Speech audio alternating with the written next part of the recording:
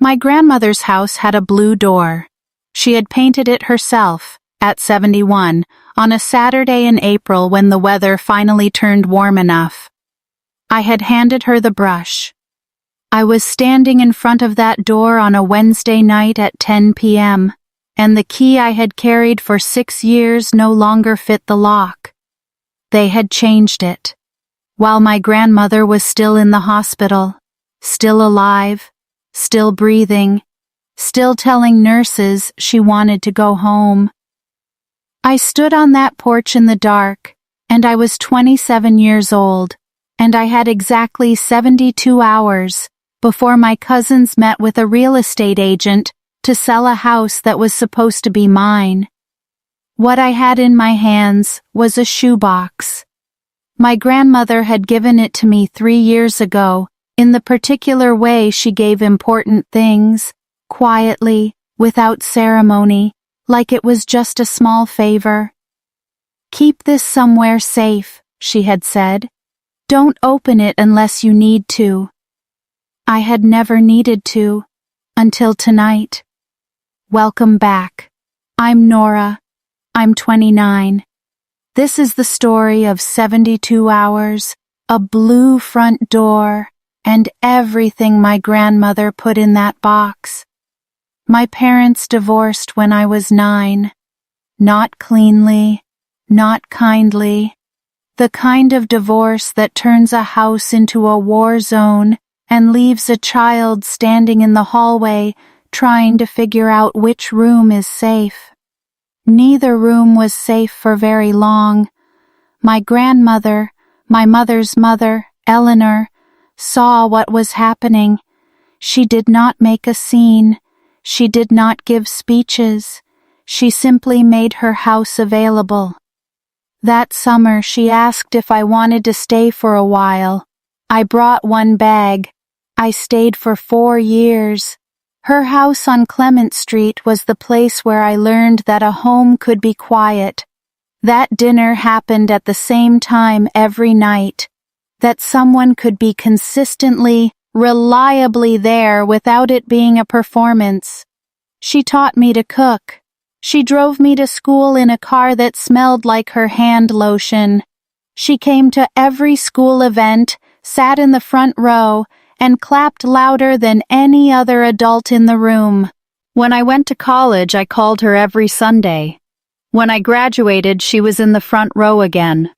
When I got my first apartment, she sent me a card with $50 inside and a note that said, "Make it yours. Every home should have one thing that is entirely you." I bought a lamp with that $50. I still have it. My cousins, Derek and Stacy, were Eleanor's other grandchildren, her son's children. They visited at Christmas, sometimes Thanksgiving. They called on birthdays when they remembered. They were not close to her. She loved them because she loved all her grandchildren. But they did not know what she took in her coffee, or which side of the bed she slept on, or that she was afraid of thunderstorms and would never admit it. I knew all of those things. Eleanor was 83 when she fell. A Tuesday morning in October. She had gone to the kitchen for water and her hip gave out on the tile floor. She lay there for 2 hours before a neighbor who hadn't seen her morning light come on called for a welfare check. I was at work when my phone rang. I was in the car before the call ended. She was conscious when I got there, annoyed, the way she always was when her body inconvenienced her. She held my hand and told me not to cry because crying wouldn't fix her hip, and also it was making her want to cry too. The surgery went well. The doctor said recovery would be 4 to 6 weeks, probably in a rehabilitation facility before she could go home. Eleanor looked at the doctor and said, "I will be home in 3 weeks." She was right, as it turned out. But she didn't know that yet. What I didn't know, in those first days of hospital visits and surgeons' updates, was that 40 miles away, Derek was on the phone with a property attorney, and Stacy was looking up how deed transfers worked at the county recorder's office. I found out on a Wednesday, not from a lawyer, not from the county, from a text message. It came from my cousin Stacy, which was unusual because Stacy had not texted me in 4 months. It said, "Hey Nora, just wanted to let you know Derek and I have been dealing with some of Grandma's affairs while she's in the hospital. We've made arrangements for the house. We'll keep you posted." I read it twice.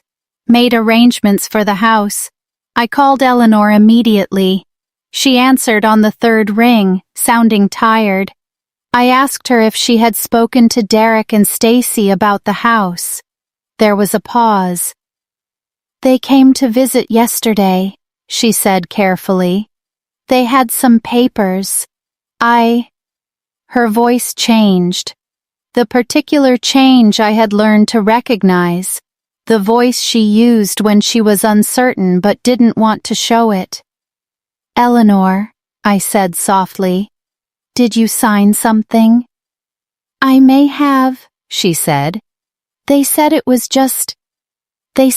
to help manage things while I'm here. My hand was tired. I didn't—" She stopped. "I need to see what you signed," I said. "Can I come tonight?" "Bring the shoebox," she said. And something in the way she said it made me understand that she had been waiting for this moment. That she had known, somewhere underneath her careful optimism, that the box was going to matter. I drove to my apartment first. The shoebox was in my closet, exactly where I had put it 3 years ago, behind a stack of books, wrapped in a paper bag, undisturbed. I sat on my bed and I opened it. Inside, a handwritten letter from Eleanor, dated 3 years ago. A notarized copy of her will. A notarized statement declaring her wishes for the property at Clement Street. A letter from her attorney, a man named Howard Greer, with his contact information. And a small index card in her handwriting that said, "If you are reading this, something has happened that I hoped wouldn't. Call Howard first, then read the will. Don't let them rattle you. You know this family better than they think you do. Gran."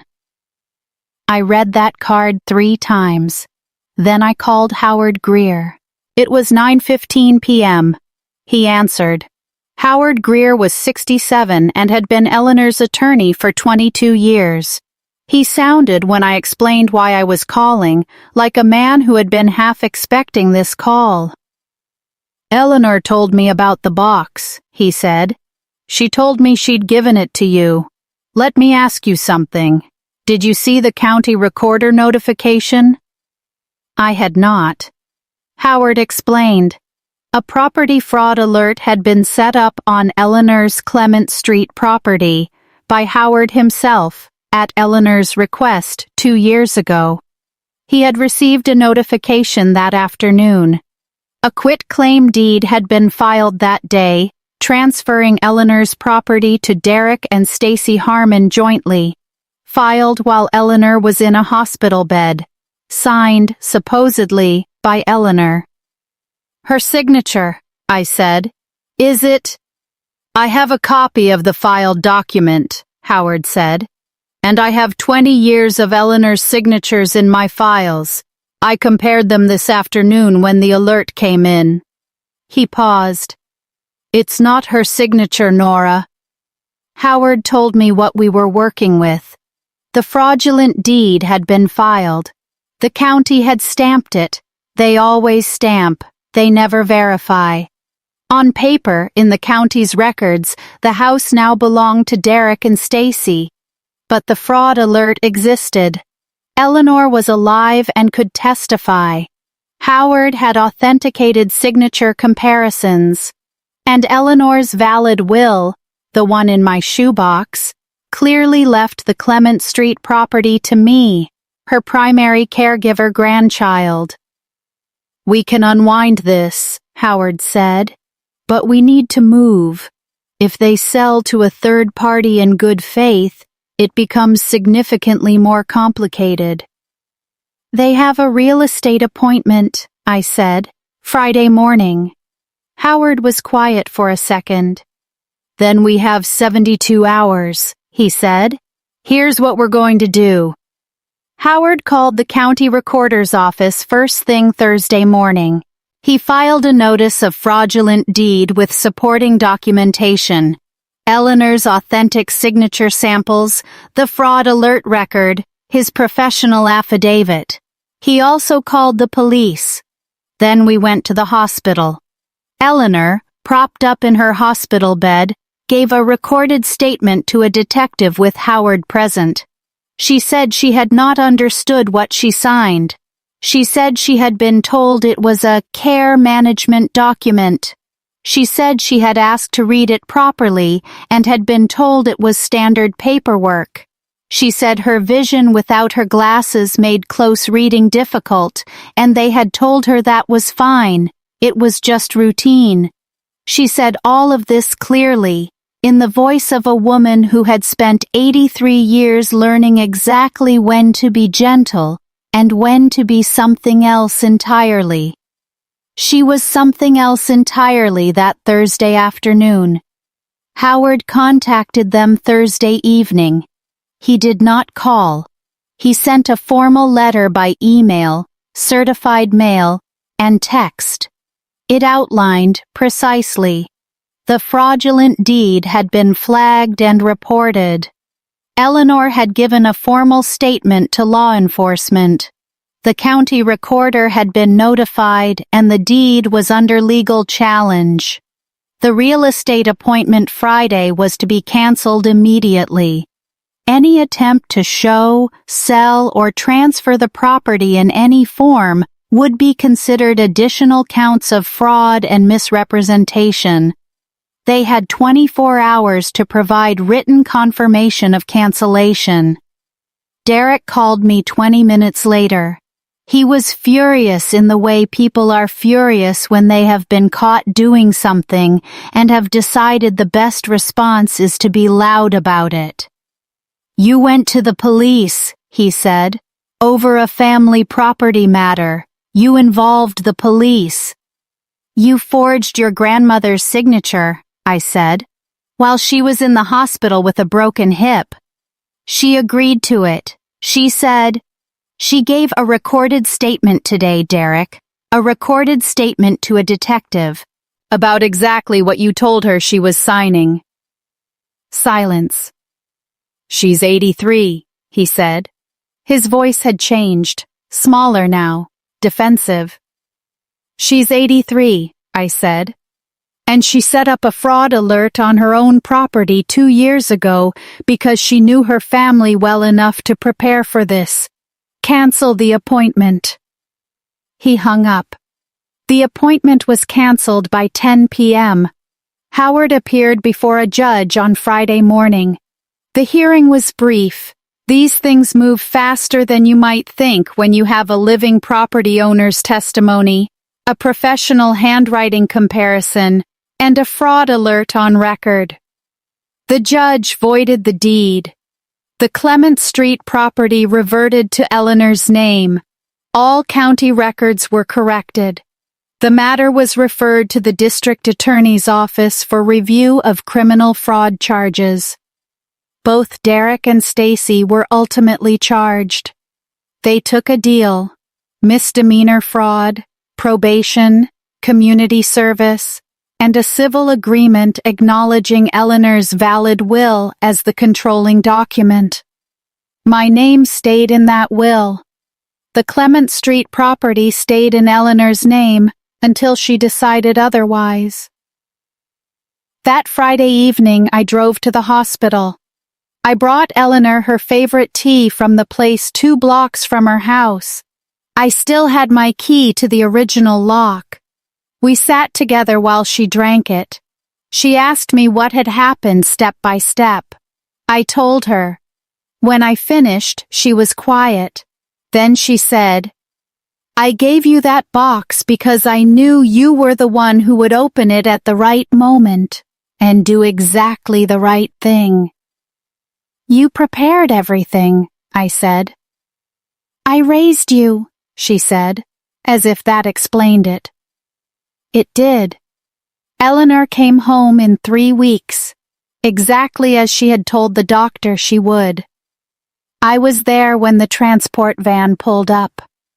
I had cleaned the house the day before, every surface, fresh flowers in the kitchen, her favorite blanket washed and folded on her chair. When she walked through the blue door, she stopped in the hallway and looked around at her house the way you look at something you were not entirely sure you would see again. Then she said, "Put the kettle on." I put the kettle on. We sat at her kitchen table and drank tea, and she told me about the rehabilitation center, and I told her about work, and for an hour, we were just a grandmother and her granddaughter sitting in a warm kitchen in a house that almost wasn't hers anymore, and was. Derek and Stacy sent a card at Christmas. Eleanor did not display it on the mantel the way she displayed the others. She did not make a speech about it. She did not explain. She just put it in a drawer, which in Eleanor's language said everything that needed saying. Eleanor is 84 now. She still paints things when the weather turns warm.